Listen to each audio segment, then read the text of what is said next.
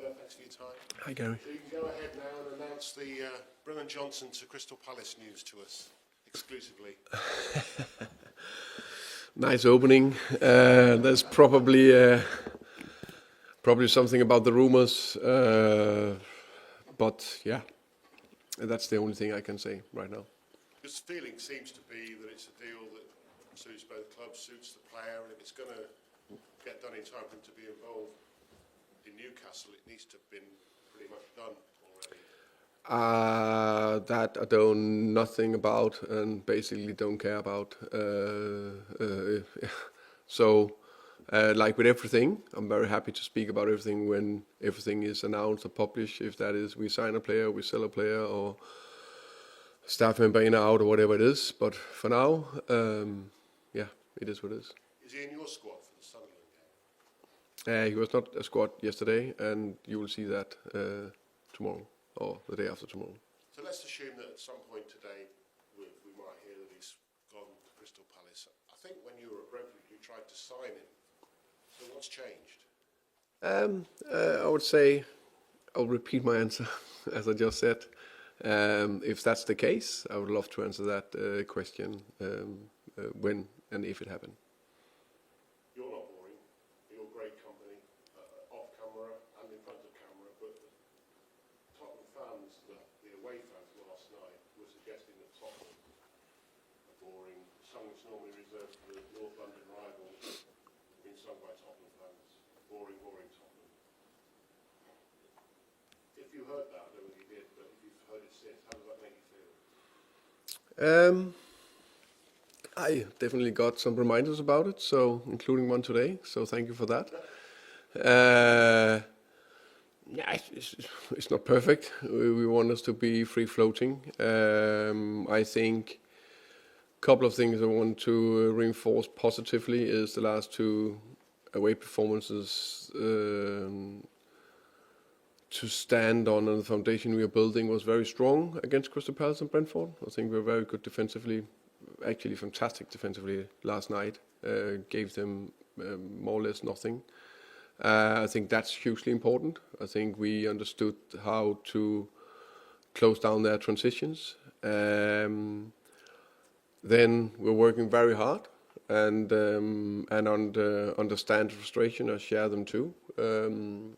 Very hard on the offensive part of the game, and there's a few things in that we need to do our best to improve. One of them is, for example, yesterday we lost the ball on forced errors 25 times.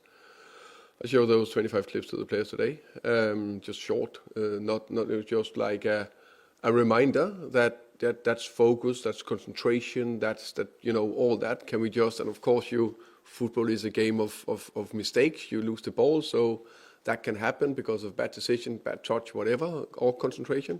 So could just half of them be better? That will provide us more attacks, and there was definitely maybe 5 at least good counterattacks where a better touch, then we are suddenly 3v3. Then it looks a little bit more lively, a little bit more open, a little bit better. So that's the one level we need to do. Then the next bit is the patterns and the structure and getting in the right positions. We didn't get that right last night. I showed that again to the players today. That is my responsibility together with the coaches. I always take that. And then the third thing, I think it's also okay to mention that we still lack some very important offensive players that's been out for a while. I don't want to mention it again. I'm getting a little bit bored, very bored, and sick and tired of naming them. And on top of that, we didn't have Xavi Simons for various reasons, or Lucas Bergwell. So the ones who's on the pitch, always trust them, always believe in them. I think Wilson, I've said it many times, is a very promising player that I believe a lot in. Looks so lively against Crystal Palace, but also natural with a young player that it was a little bit up and down yesterday. I'm convinced he'll be very good for us. And then on top of that, you play every game, every third and fourth game. And when you do that, the ability with the concentration level and the physical level to be on the top to keep producing is what, how can you say, split the good players from the very best to do that. And sometimes you can be a good player to go to the very best, but you also learn along the way. So that's where we are right now. It's unfortunately very boring, but that's the fact. We need to do everything we can to put a attacking, intense, front-footed performance out against Sunderland in 2 days' time. I'll do everything I can to make sure we do that.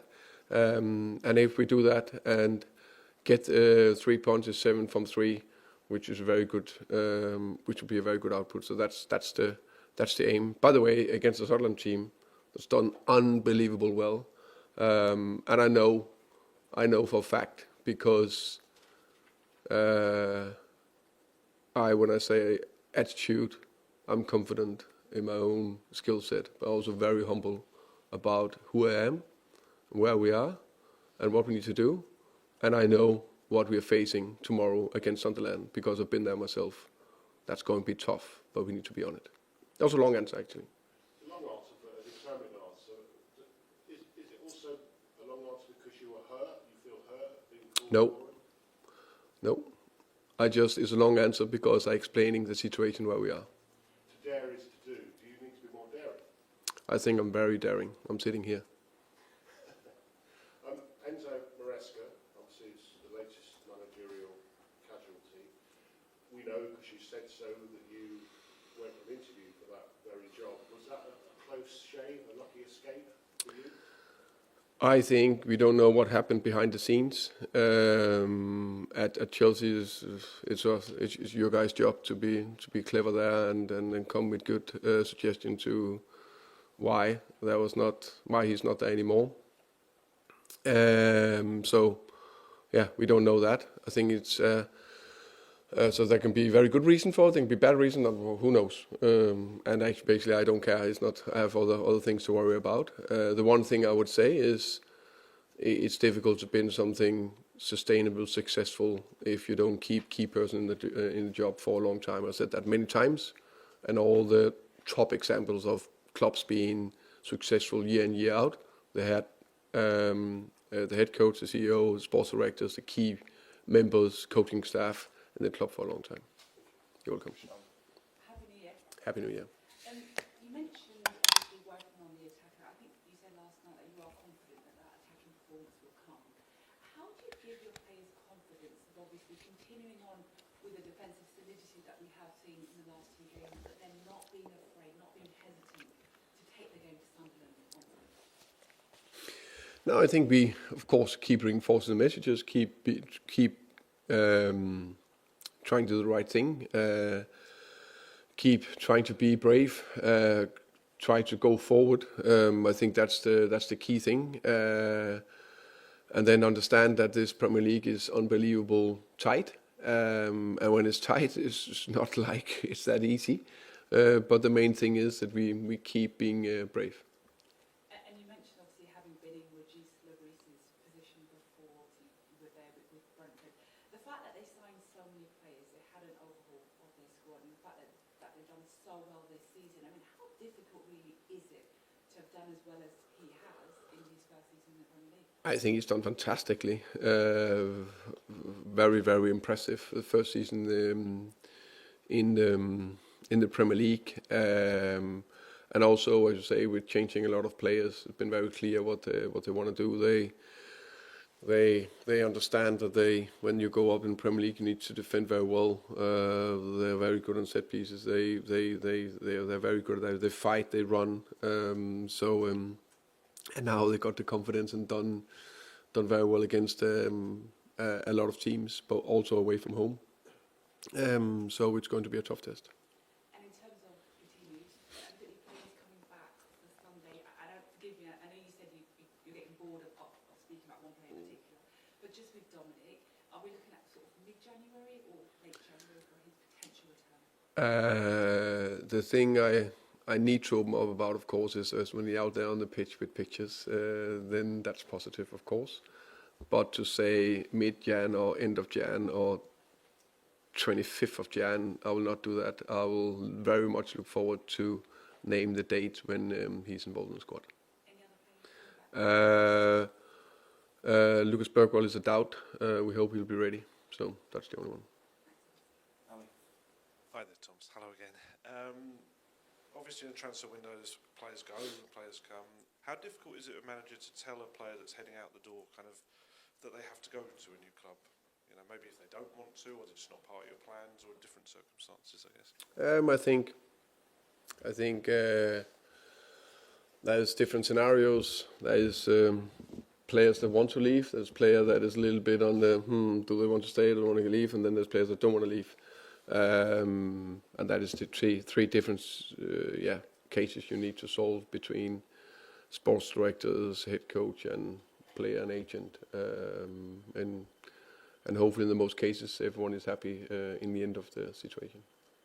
We spoke a little bit about the bench last night. 2 goalkeepers, not a lot of options. Kind of does that show kind of how difficult it is for you right now with the unavailabilities, but also how this transfer window has to be kind of done right, and you get in players that can improve that situation? Yeah, I think it's again, it's my job, my responsibility to find solution when there's tough times. I will never run away from that. But of course, it's easier to have a fully fit squad, and you just know, okay, I have these 5 tools. I can do this in the midfield. I can do that on the wing. I can do that on the strike. Maybe whatever, change the fullback, whatever it is. And yes, we were limited last night, but that's part of it. There's just some games you will have like that in a season, and you need to do those spells. And I think that's another thing. Those spells, I know it's not popular to talk about, but those spells, if you then don't lose and you get a point and you're very solid defensively, that's a good thing. That can be a very good point in the end of the season. Do you want to play better? Yes, but that's unfortunate situation right now. Just ask about the 2 goalkeepers in that situation. I mean, kind of what made you pick 2 goalkeepers rather than maybe, I don't know, another young player with a Callum? That could also have been the case. It wasn't last night. Okay. And just briefly on Wilson, you touched on him earlier, Wilson Odobert. Feels like he's got so much kind of raw potential and talent in there, but then there'll be moments in games where maybe he's not as strong, and like last night we saw Jordan Henderson outpace him, which shouldn't probably happen. Yeah, with all due respect to Jordan. Yeah, of course, terrific player, but shouldn't be outpacing Wilson Odobert. I mean, what does he have to work on and develop to become the player that he can be? Yeah, I think take the positive away from the Crystal Palace substitution role, where he was so lively and they couldn't catch him and should have scored at least a goal. And then last night, I think there was still some very positive glimpses, and I think he is in the situation where he take a little bit better decision when there's, let's say, 3 times the touch, because even he's taking that will just get him in a top position. He's turned and we're 3v3 instead of it's a bad touch and then we go the other way, for example. So just keep learning on that. Keep learning that. That's just a normal part of football. Unfortunately, there's a little bit extra focus in the Premier League, but hey, that's part of it. We'll finish this section with George, please. Hi, Thomas. This question has been asked to your predecessors as well, but can you be successful at Tottenham without the Tottenham fans behind you? I will try to maybe turn that question around and say, if you are successful, the Tottenham fans will be behind you. So the fans will get behind us, and I'm pretty sure that, some booed last night, and I'm still pretty sure there's a lot of fans are behind us. I'm sure there is, but when you think that you've had 2 London derbies away, you've got 4 points, 2 clean sheets, on paper that looks progress. But at the end of a game, you've got them booing yourself and chanting boring, boring Tottenham. Is there kind of a misalignment here with what you see as success in terms of results and the sort of style of football that they need to see, but they're not seeing yet? Yeah, well, I think expectation is good, and I also think this is we are probably in a bit of a transition. Not that we don't want to play a lot better, but the club, the squad, the injuries, all that, taking into consideration, is part of that. And in a transition period when not everything is perfect, and you don't get the win or we don't play as good as we want or I want. I'm very aware that Crystal Palace win. I'm very happy with it because it's very important to have the ability to do that, but also very aware that we didn't play as good as I want. in that aspect, but also acknowledge where we are. So it's just that understanding of that, and that's fair. That I understand it a little bit better, and the fans want more.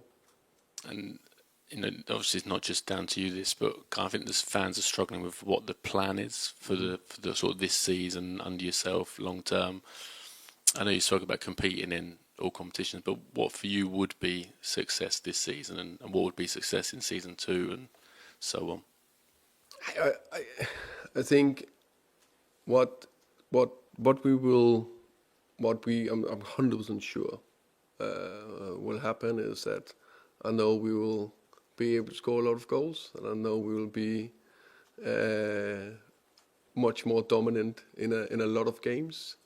But with the current situation, with too many of the top players out, playing a lot of games, that just make it more tricky. Also with no time to train, just reality. I think there's not one coach that will not say that. And then we need to manage everything between that. And that is just small steps in the right direction every day. And keep walking forward, keep improving, and then things will take care of itself. Probably answer a few more questions in press conference like this, improve a little bit, get the wins, and then it will be forgotten because it goes like this. Right now it's the talk of the town, fair enough. Tomorrow will be forgotten, it will be a new thing, and we just behind the scenes need to be calm, and work on the things very hard, and keep improving. But sort of would kind of a top half finish be success? Would sort of 12th be success where you are now, or do you sort of thinking you have to be Europe kind of thing? I think for me that's to name a position where we should end or want to end. I think there's so many things you don't control in that aspect. I promise that we are very ambitious. We know exactly where we want to go, but I think it's about improving next step in front of me. Make sure that we come up flying Sunday against Sunderland, look more in sync. I think reality is will not be perfect, but can we see good glimpses of more offensive attacking threat and get the win? That would be a step forward.